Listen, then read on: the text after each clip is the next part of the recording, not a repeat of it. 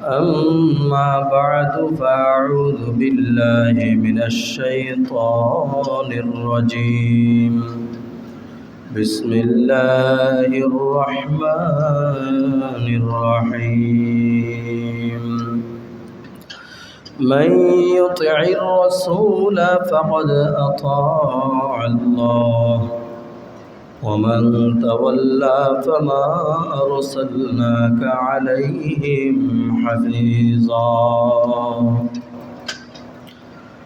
قال رسول الله صلى الله تعالى عليه وسلم فرض رسول الله صلى الله عليه وسلم صيام صدقة الفطر باللبن والرفث وطعمة للمساكين إن الله وملائكته يصلون على النبي يا أيها الذين آمنوا صلوا عليه وسلموا تسليما اللهم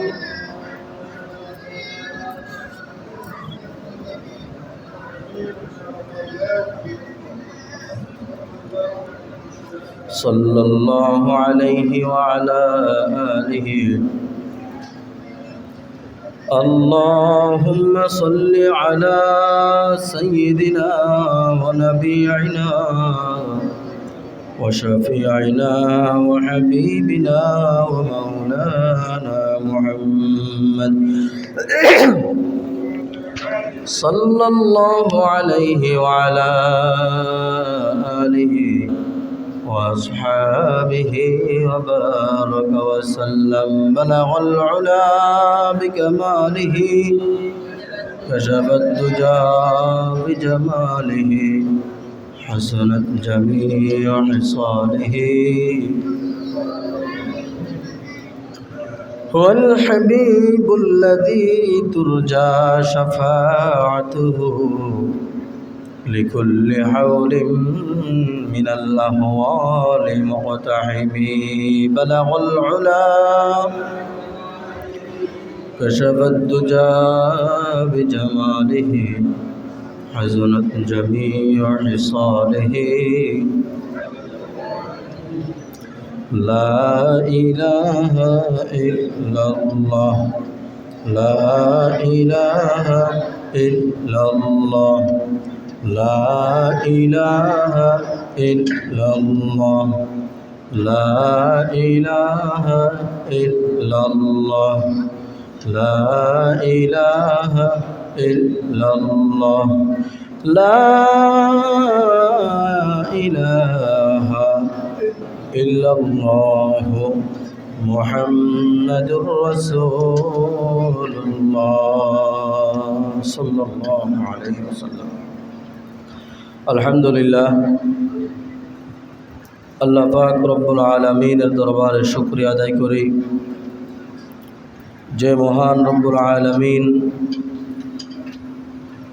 আমাদেরকে মাহে রমজানের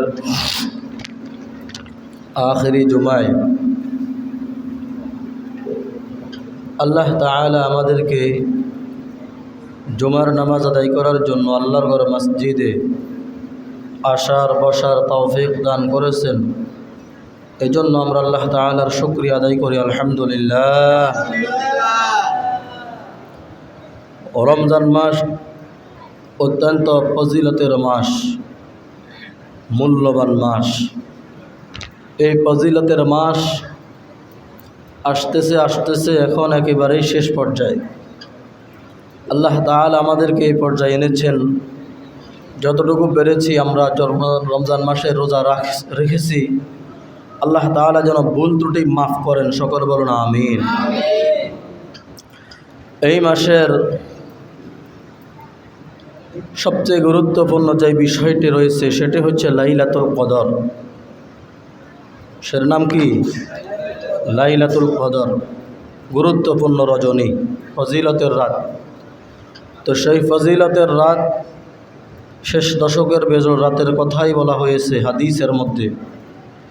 আমাদের মাঝ থেকে শেষ দশকের 4টি বেজোড় রাত চলে গেছে, আরও একটি রাত সামনে বাকি আছে। আল্লাহর রাসূল সাল্লাল্লাহু আলাইহি ওয়াসাল্লাম শেষ দশকের মধ্যে কিভাবে আমল করতেন, সাহাবায়ে কেরামদেরকে কিভাবে আমল করার জন্য বলতেন, এ বিষয়গুলো আমরা জানি। আল্লাহ রাসূল সারা রাত পরনের কাপড়কে শক্ত করে বাঁধতেন, সারা রাত নামাজে কাটিয়ে দিতেন এই শেষ দশকের রাতগুলোর মধ্যে। তো আমাদেরকে বেজোড় রাত্রের কথা সুস্পষ্ট করে দেওয়া হয়েছে, আমরা যাতে করে এই রাত্রিগুলো ইবাদত করে লাইলাতুল কদর হাসিল করতে পারি। কিন্তু দেখা গেল আমাদের দেশের মধ্যে শেষ দশক আসলে সবাই সবাইকে নিয়ে ব্যস্ত, ঈদের আনন্দে নিয়ে ব্যস্ত, বেচা কেনা নিয়ে ব্যস্ত, গাড়ির ড্রাইভাররা যাত্রী নিয়ে ব্যস্ত, যারা চাকরি করে তারা ছুটিতে বাড়িতে যাওয়া নিয়ে ব্যস্ত। একজন এক ব্যস্তর মাধ্যমেই শেষ দশক শেষ, কদর শেষ, আর কদরের খবর নাই। এজন্য কবি বলেন, সময় যেটা চলে যায় এটা আর ফিরে আসবে না, জীবনেও আসবে না। আপনি মনে করছেন শুক্রবার আজকে একটা পেয়েছেন, আবার সামনে আরেকটা শুক্রবার তো পাবেন, এটা আসলে আপনার ভুল ধারণা। আমি আপনি জন্মের পর থেকে এখন পর্যন্ত যত শুক্রবার আমাদের থেকে বিদায় নিয়েছেন, একটা শুক্রবার 2 বার আসে নাই। কি বলেন, আসছে? আসে নাই, একবারই শেষ হয়ে গেছে। কিয়ামত পর্যন্ত আর আসার সুযোগ নাই। মাহে রমজান মাস আসতেছে আসতেছে আসতেছে, অপেক্ষা করতেছি রমজান মাস শেষের দিকে তারাবির নামাজ নিয়ে হায়রে কিভাবে পড়বো, এত লম্বা সময় খতমে তারাবির নামাজ পড়তে পারবো না। আল্লাহ তাআলা যাদেরকে তৌফিক দিয়েছেন আলহামদুলিল্লাহ পড়ে আসছি, শেষও হয়ে গেছে আলহামদুলিল্লাহ। কিন্তু যারা পড়তে পারে নাই তারা এই সওয়াব থেকে মাহরুম হয়ে গেছে। এজন্য সামনে আরও একটি বেজোড় রাত্রি আছে এবং ঈদের রাত্রি আছে, তারপর ঈদের দিন আসে। এই 2টি দিনের মধ্যেও কিছু গুরুত্বপূর্ণ বিষয় রয়েছে। কদরের ফজিলতের শেষ দিকের যেই তারিখটা রয়েছে সেটি হচ্ছে 29তম তারিখ। আর একটি সুযোগ আমাদের সামনে আছে, সেটি হচ্ছে 29তম তারিখ। এই তারিখটাকে যদি আমরা গুরুত্ব দিতে পারি, আল্লাহ তাআলা কবুল করার মালিক হইতে পারে। আল্লাহ তাআলা আপনার আমার কদরের ফজিলত আপনার আমার আমলনামায় দান করতে পারেন। আল্লাহ তাআলা যেন কবুল করেন, সকলে বলুন আমিন। আরও একটি কথা হলো, আল্লাহ রাসূল সাল্লাল্লাহু আলাইহি ওয়াসাল্লাম রমজানের শেষের দিকে সদকাতুল ফিতরের কথা বলেছেন। রমজানের শেষের দিকে কিসের কথা বলেছেন? সদকাতুল ফিতর, জাকাতুল ফিতর, যেটি হচ্ছে আল্লাহ তাআলার পক্ষ থেকে আল্লাহর রাসূলকে ইঙ্গিত করা হয়েছে রমজান মাসের রোজার মাধ্যমে বান্দাবান্দির যে ভুল ত্রুটি হয়, এই ভুল ত্রুটি যাতে ক্ষমার একটা উসিলা হয়, এজন্য সদকাতুল ফিতর আল্লাহর রাসূল আপনার আমার উপরে ফরজ করে দিয়েছেন। সুবহানাল্লাহ বলেন।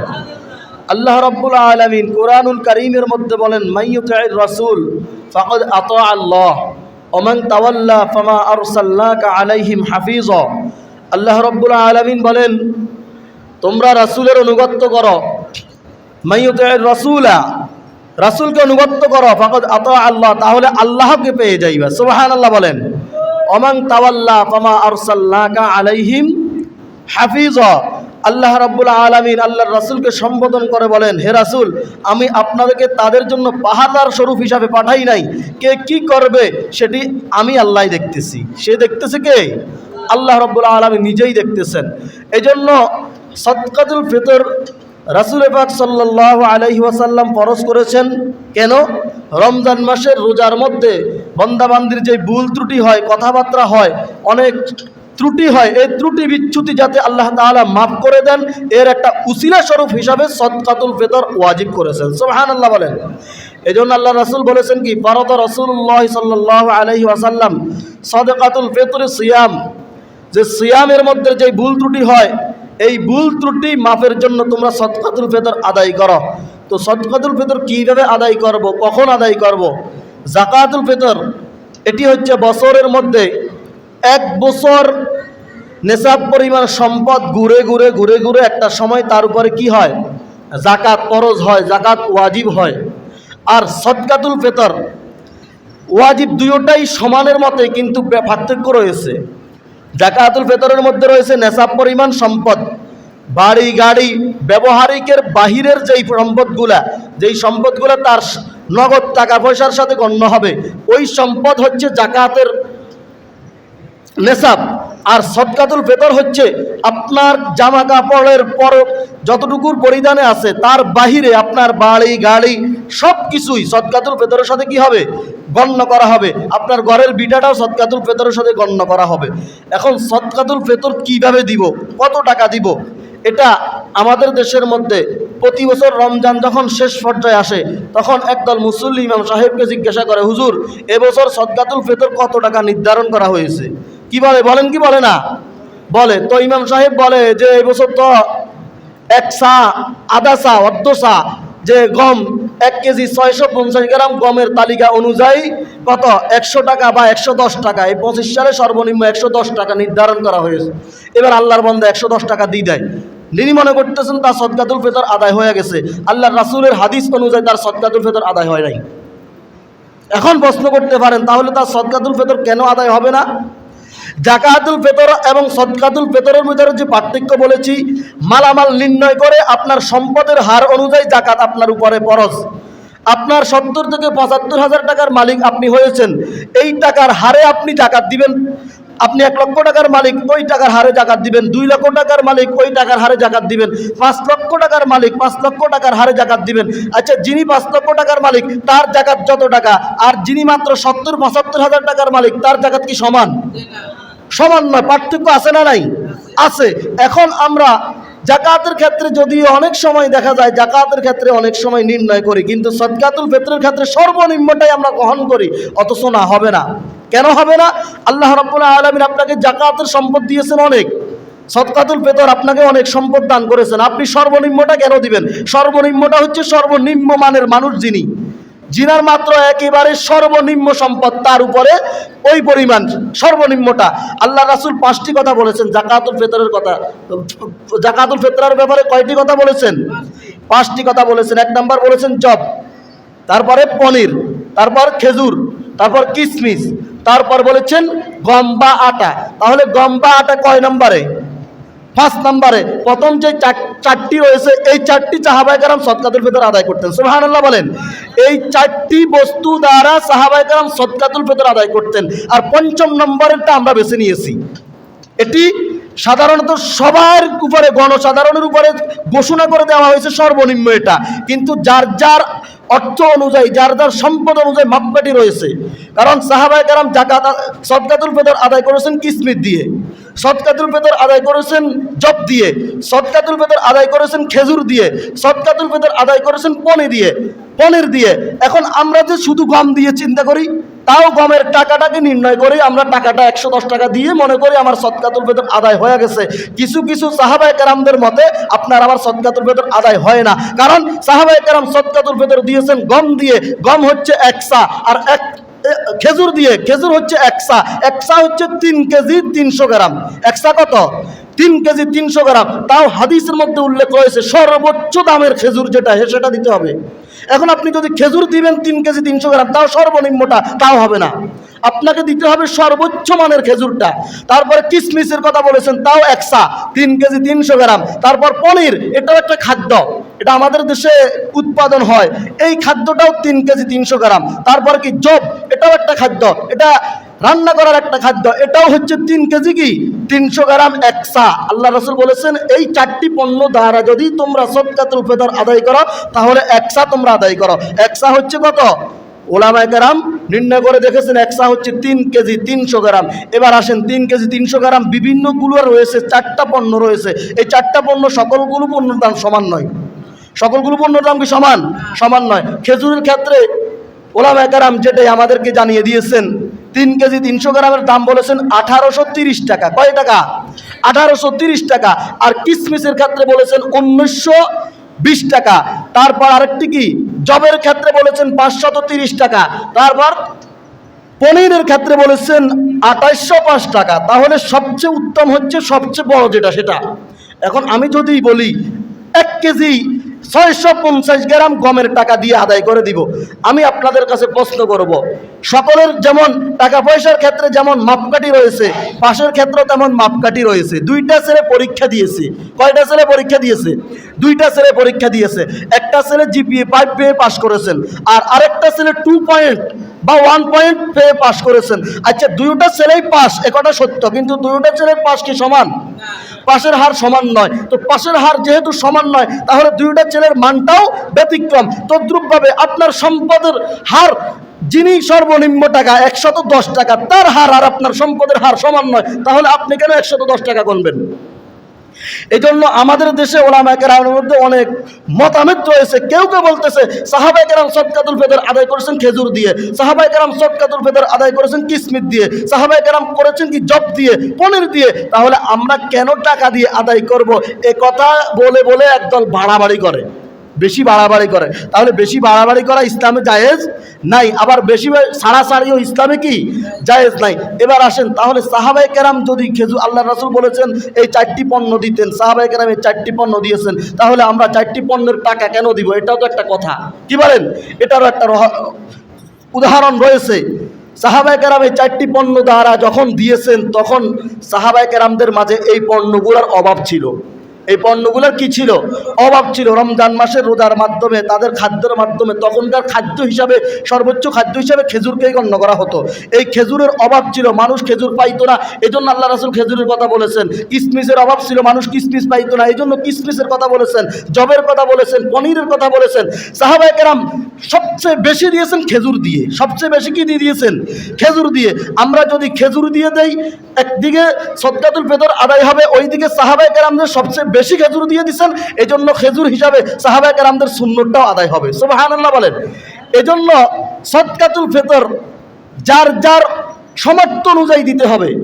আপনি আর আমি 110 টাকা দিয়েই যদি দিয়ে দিই, ওলামায়ে কেরাম বলে এটাকে যে আপনি দিয়েছেন ঠিক, দায় টাকা দিয়েছেন, এটা আপনি হক আদায় করার জন্য দেন নাই। এটা আপনি কিসের জন্য দিয়েছেন? দায় ঢাকার জন্য দিয়েছেন, মোটামুটি সমাজে রক্ষা করার জন্য, এবং কি নিজেকে নিজে সদকা দিয়েছি, বেতরা দিয়েছি, এই কথা বলার জন্য দিয়েছেন। কিন্তু পরিপূর্ণ শরীয়তসম্মত সদকাতুল ফিতর আপনাকে পরিপূর্ণভাবে দিতে হবে। আল্লাহ রাসূল যেইভাবে নির্দেশ দিয়েছেন সেইভাবে দিতে হবে, এবং সাহাবায়ে কেরাম যেইভাবে দিয়েছেন সেইভাবে দিতে হবে। এভাবে দিলেই আপনার আমার সদকাতুল ফিতর আদায় হবে। সুবহানাল্লাহ বলেন। এবার সদকাতুল ফিতর কখন ওয়াজিব হবে? আমরা প্রথম বলেছি জাকাত হারের সম্পদ এবং সদকাতুল ফিতরের হারের সম্পদের মধ্যে পার্থক্য রয়েছে। জাকাতের সম্পদ 1 বছর ঘোরা লাগে, আর সদকাতুল ফিতরের সম্পদ মাত্র ঈদের দিন, সুবহে সাদেকের সময়। ঈদের দিন কিসের সময়? সুবহে সাদেকের সময় আপনার কাছে যদি নেশাব পরিমাণ সম্পদ, তাও ওই সম্পদটা বলেছি ব্যবহারের অতিরিক্ত, কাপড় চোপড় থেকেও শুরু করে সব কিছু হবে, সব কিছুই গণ্য হবে। আপনি শুধু জাকাতের ক্ষেত্রে যেইভাবে সব কিছুকে, যেইভাবে শুধু টাকার দিকে, হ্যাঁ 52 তলা রূপার মালামালকে গণ্য করবেন, সদকাতুল ফিতর শুধু 52 তলা রূপার মালামাল গণ্য করা হবে না, আপনার ঘর গণ্য করা হবে, আপনার মাটি যেই বিটাটা আছে বিটাটা গণ্য করা হবে, জমিন আছে জমিন গণ্য করা হবে সদকাতুল ফিতরের সম্পদ হিসাবে। তাহলে সদকাতুল ফিতর ওয়াজিব হয় কখন? ঈদের দিন, সুবহে সাদেকের সময়।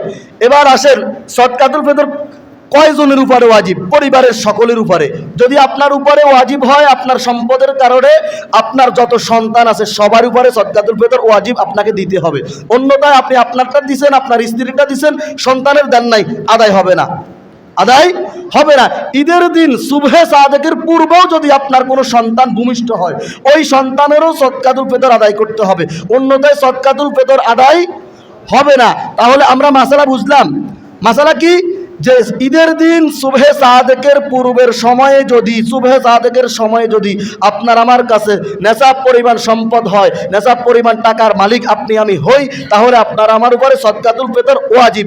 এর পূর্বের সময়ে যদি আপনার আমার কোনো সন্তানও দুনিয়াতে ভূমিষ্ঠ হয়, তার পক্ষ থেকেও আপনাকে আমাকে আদায় করা ওয়াজিব, অন্যথায় তার পক্ষ থেকে কাজা করার অপরাধী আমি হয়ে যাব, গুনাহগার হয়ে যাব, নাউজুবিল্লাহ। আর এর পূর্বে যদি, সুবহে সাদেকের পূর্বে যদি কোনো লোক মারা যায়, আপনার সন্তান মারা গেছে, বাবা মারা গেছে, স্ত্রী মারা গেছে, কেউ মারা গেছে, তাহলে তার উপর আর ওয়াজিব থাকে না, তার উপর আর দেওয়া লাগবে না। তাহলে সময়টা সংক্ষিপ্ত সময়, সময়টা কি? সংক্ষিপ্ত সময়, ঈদের দিন থেকে ঈদের নামাজ পর্যন্ত, এই সুবহে সাদেক থেকে ঈদের নামাজ শেষ হওয়া পর্যন্ত। আল্লাহ রাসূল বলেছেন তোমরা ঈদের সালাতে যাওয়ার পূর্বে সদকাতুল ফিতর আদায় করো। এতদিন অনেকে বলেছেন হুজুর সদকাতুল ফিতরের কথা কিছুই বলেন না। আসলে সদকাতুল ফিতর হচ্ছে, ইমাম গাজ্জালী রাহমাতুল্লাহ আলাইহি বলেছেন যে নামাজের মধ্যে আমরা যখন নামাজ পড়ি, আমাদের নামাজের মধ্যে অনেক সময় ভুল হয়। কি হয়? ভুল হয়। ভুল হওয়ার পরে যখন স্মরণ আসে তখন আমরা সেজদায় সাহু করি। সেজদায় কি করি? সাহু করি, শুদ্ধ হওয়ার জন্য। সেজদায় সাহুটা কেন করি? নামাজটা যাতে শুদ্ধ হয়। এই সদকাতুল ফিতরটাও তদ্রূপভাবে রমজানের রোজার মাধ্যমে অনর্থক কথাবার্তার কারণে, বিভিন্ন ভুল ত্রুটির কারণে রোজার যদি কোনো হক নষ্ট হয়ে যায়, এই সদকাতুল ফিতর আদায় করার দ্বারা আল্লাহ রাব্বুল আলামিন আপনার রোজাকে কবুল করে নেবেন। সুবহানাল্লাহ বলেন। তাহলে সদকাতুল ফিতরের গুরুত্ব কম না বেশি? বেশি। এখন একদল লোক বলে সদকাতুল ফিতর টাকা দিয়ে আদায় হবে না। নাউজুবিল্লাহ। সাহাবায়ে কেরাম, বিভিন্ন সাহাবায়ে কেরাম থেকে শুদ্ধ বিশুদ্ধ মতামত রয়েছে। তারা যখন দেখেছেন মানুষের ঘরের মধ্যে খাদ্যের অভাব নাই, মানুষের ঘরের মধ্যে কিসের অভাব নাই? খাদ্যের অভাব নাই। আল্লাহ রাসূল বলেছেন 5টি খাদ্যের কথা, ঠিক আছে, তখন খাদ্যের অভাব ছিল। সাহাবায়ে কেরামের যুগে আস্তে আস্তে সময়ের পরিবর্তনে খাদ্যের অভাব আর হয় নাই। তখন সাহাবায়ে কেরাম বলেছেন তোমরা ওই হারে টাকা দিয়ে দাও, দিরহাম দিয়ে দাও, মুদ্রা দিয়ে দাও। এখন যারা বলে সাহাবায়ে কেরাম বেদাতি করেছেন, সাহাবায়ে কেরাম কোনো একটা কাজ করে বেদাতি করেছেন, আল্লাহ রাসূল বলেছেন আমার সর্বনিম্ন আমল যেই সাহাবী করেছে তার আমলকে এক পাল্লায় রাখলে, আর আখিরি যত উম্মত রয়েছে সকল উম্মতদের আমলকে এক পাল্লায় রাখলে আমার ওই সর্বনিম্ন আমলওয়ালা সাহাবীর আমল ভারী হবে। সুবহানাল্লাহ। তাহলে আল্লাহ রাসূল সর্বনিম্ন আমলওয়ালা সাহাবীর কথা যদি এত ওজন বলতে পারেন, তাহলে যারা খেলাফত সাহাবী তাদের ওজন কেমন হবে? তাদের প্রসিদ্ধ, তারা যেই আমল করে গেছেন ওই আমলকে যারা বেদাত বলে তারাই বলে কি টাকা দিয়ে আদায় করা হবে না, আদায় করলে সদকাতুল ফিতর আদায় হবে না। তারা শুধু এই সদকাতুল ফিতরের সাথে আপনাকে আমাকে আদায় হবে না বলে না, তারা আমাকে আরো অনেক বিষয় রয়েছে যেই বিষয়গুলো আমরা দৈনন্দিন আমলের সাথে করে থাকি। বলেন এই কাজের কারণে পুরাপুরি আমল শেষ, এই কাজের কারণে রোজা শেষ, এই কাজের কারণে তারাবি শেষ, এই কাজের কারণে সাহরি শেষ। আপনি আমি হিসাব করলে দেখবো আপনার আমার কোনো কিছুই হয় না। নাউজুবিল্লাহ। এমন অবস্থা তারা আপনাকে আমাকে করতেছে। আল্লাহ তাআলা এই সমস্ত ফিতনা থেকে আমাদেরকে হেফাজত করেন, সকল বলুন আমিন। আল্লাহ রাসূল সাল্লাল্লাহু আলাইহি ওয়াসাল্লামের আদর্শ এবং সাহাবায়ে কেরামের আদর্শ অনুযায়ী আমরা যেন আমল করতে পারি, আল্লাহ তাআলা আমাদেরকে সেই তৌফিক দান করেন, সকল বলুন আমিন। আরও একটি হাদিসের কথা আমি বলে আলোচনা শেষ করতেছি। ঈদের দিন রাত্রের আমল। আল্লাহ রাসূল সাল্লাল্লাহু আলাইহি ওয়াসাল্লাম সাহাবায়ে কেরামকে বলেছেন, হে সাহাবায়ে কেরাম, ঈদের দিন রাত্রে কোনো ব্যক্তি যদি জাগ্রত থাকে, ইবাদত বন্দেগী করে, ইবাদতের জন্য জাগ্রত থাকা, দুনিয়াবি আড্ডার জন্য নয়, ইবাদত করে জাগ্রত থেকে যদি তাসবিহ তাহলিল জিকির আজকার করে ইবাদত করে, আল্লাহ রাসূল বলেছেন ওই দিনও তার আত্মার মৃত্যু হবে না, যেই দিন সকল আত্মার মৃত্যু হয়ে যাবে। সুবহানাল্লাহ বলেন। এই হাদিসের দ্বারা বোঝা যায় ঈদের দিনের রাত্রের ফজিলত অনেক বেশি, ঈদের দিনের রাত্রের আমলের ফজিলত কি বেশি। অতএব এই দিনগুলো কদরের আরেকটি সম্ভাব্য দিন আমাদের সামনে 29তম রাত রয়েছে এবং ঈদের দিন রাত রয়েছে। আর 3 নম্বর যে গুরুত্বপূর্ণ, সবচেয়ে গুরুত্বপূর্ণ আমলের কথা আমরা বলেছি সদকাতুল ফিতর। এই সদকাতুল ফিতরটা আমরা নেশাব পরিমাণ সম্পদের হার করে আদায় করার চেষ্টা করব। নেশাব পরিমাণ সম্পদ আমি আপনাদেরকে বিশ্লেষণ করছি, সর্বনিম্ন পাশ আর সর্বোচ্চ পাশ ব্যতিক্রম যেমন রয়েছে তেমনিভাবে আপনার সম্পদকে আপনি নিজে নিজে মাপকাঠি করবেন। আপনি 110 টাকার দিকে তাকাবেন না। আপনি 110 টাকা হচ্ছে সর্বনিম্ন যিনি টাকার মালিক তার। আপনি যদি কয়েক লক্ষ টাকার মালিক হন, আপনি কেন 110 টাকার দিকে তাকাবেন? আপনি আপনার নেশাব পরিমাণের সম্পদের দিকে তাকাইয়া হার মানিয়ে যেন আমরা সদকাতুল ফিতর আদায় করতে পারি। আল্লাহ রাব্বুল আলামিন